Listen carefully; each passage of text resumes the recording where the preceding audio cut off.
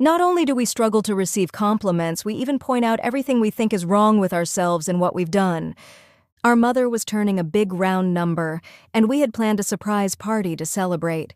The whole family was working hard in the local community hall, getting everything ready for the big event.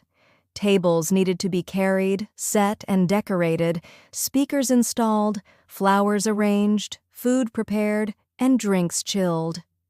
About an hour before the party was set to begin, our daughters came running into the kitchen, out of breath and full of excitement. "Mom, the guests are starting to arrive." Flustered from the stress, I blurted out, "Seriously? That can't be, we're not even finished." That's when our teenagers snapped back, "Mom, chill out, this is amazing. At our parties, people usually show up hours after they start." They explained, "No one wants to come early. They all want the fun, not the work." I'm so grateful they helped me lower my shoulders and get my head in the right place. Because when I opened the door, there stood Mom's friends on the porch saying, "We came a bit early, just in case there's anything we can help with." I'll never forget that sentence, and I'll always remember their faces, radiating joy and eagerness to get involved. They didn't come to the party to be seen or to show off. From their own homes, they had imagined us setting up and thought about what we might need. They knew how much effort it takes to host a big celebration. They came to help, and they did it with a smile, because they were excited to celebrate their dear friend. This was their way of seeing her, and their joy and generosity lifted the rest of us, who were honestly getting a little worn out. With more hands helping, everything fell into place quickly and easily. By the time the rest of the guests arrived, we had even had time to breathe, brush our hair, and apply a little lipstick. Later that evening, as we sat around the table honoring Mom with speeches and songs, I remembered something a taxi driver once told me. "I drive people out on the town in the evening, and I drive the same people home at night. When I take them out, they're glowing with expectation, dressed to impress. But when I bring them back, the light in their eyes is gone. Everyone goes out to be seen, but no one's there to see them." That night, I experienced the exact opposite. Every person seemed focused on making the evening pleasant for someone else. There was no shortage of people ready to say something kind about Mom. When the time came to clear the dishes and set up the cake table, guests rushed in to lend a hand. Many even brought homemade desserts. Everywhere I walked, I heard kind, generous words being shared. "What a lovely party." "So good to see you again." "Love your shoes." "Your hair looks beautiful." That was such a touching speech. "Please sing again. It was wonderful." "This cake is delicious. Can I have the recipe?"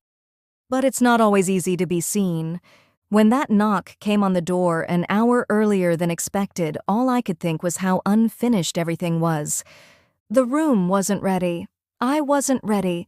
Maybe I was even ashamed of how much was left to do, ashamed that it wasn't perfect. But our daughters saw me, saw what I was doing to myself, and gave me a gentle correction. And how lucky I was for that, because sometimes we all need someone to help shift our focus, to remind us to receive with grace.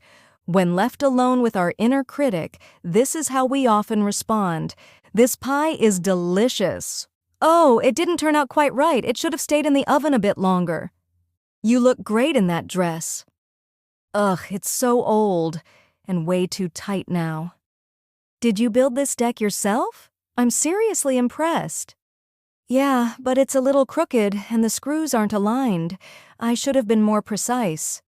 We don't just have trouble receiving compliments, we go out of our way to point out what we think is wrong. It's like we believe others must be seeing our flaws, and so we beat them to it, to show we're aware. We get embarrassed, we get self-critical, and sometimes we can't even believe that the compliment is sincere.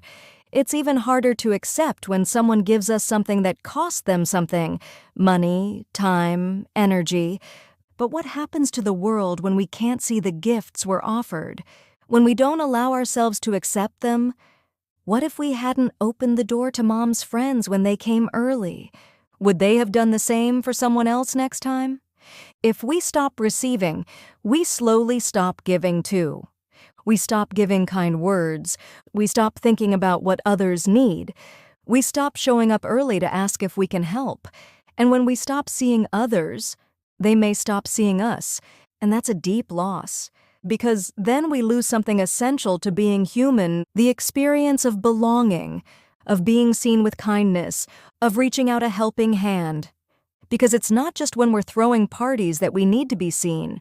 We need it when life is chaotic, when we're raising small kids or caring for aging parents, when everyone is down with the flu, when work is overwhelming, the car breaks down, or the bank account is empty, and especially when we're dealing with illness, breakups, or grief. Some of the warmest voices I've ever heard are from people telling me stories of the times when someone saw them, when someone asked what they needed and reached out to help. How deeply healing it is to know, someone sees me, someone cares. If only we're brave enough to let it in. I feel a bit ashamed thinking I almost said no to those kind people on the porch that day, but I'm grateful for what they and our daughters taught me. What if we could forget ourselves more often and look to see what others need? What if we could accept what others offer us? I think of Mom's friends, how valuable their attitude is in this world. I hope they feel seen now that I've shared their words, and I hope their spirit lives on in you, the one reading this. That more of us start asking, is there anything I can help with?